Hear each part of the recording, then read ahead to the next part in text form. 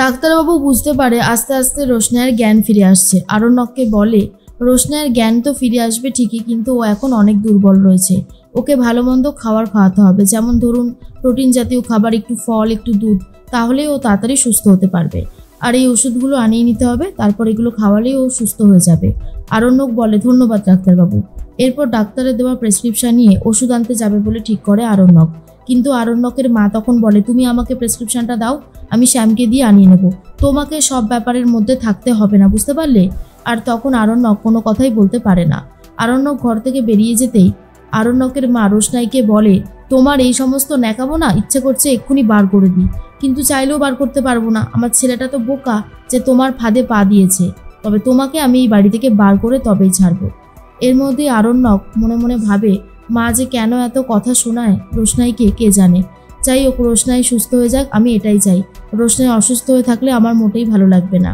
এর মধ্যেই রোশনাইও আস্তে আস্তে চোখ মেলে তাকাচ্ছে আর সবটাই বুঝতে পারে।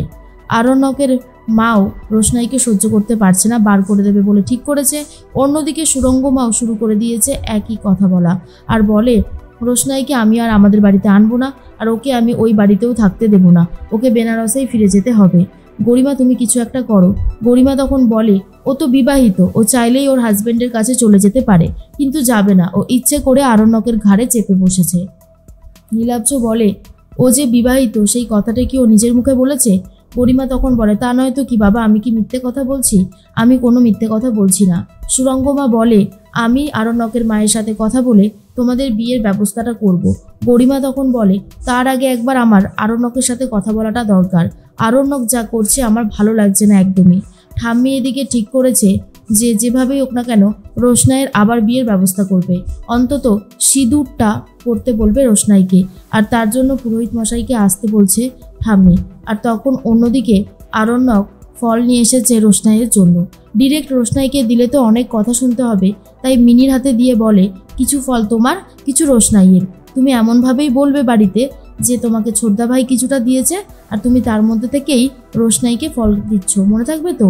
মিনি তখন বলে, আচ্ছা। এর মধ্যেই রোশনাই চলে এসেছে। বড় মা বলে, তুমি আবার আসতে গেলে কেন? একটু বিশ্রাম নিলে পারতে। রোশনাই বলে, এখন শরীরটা ভালো লাগছে বলেই এলাম।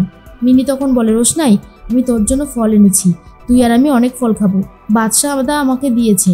আর এটা শোনার পরেই প্রচণ্ড রেগে গেছে আরণ্যকের মা, আর বলে, দেখলেন তো মা, বাড়াবাড়ি কোন সীমায় পৌঁছে গেছে আরণ্যক।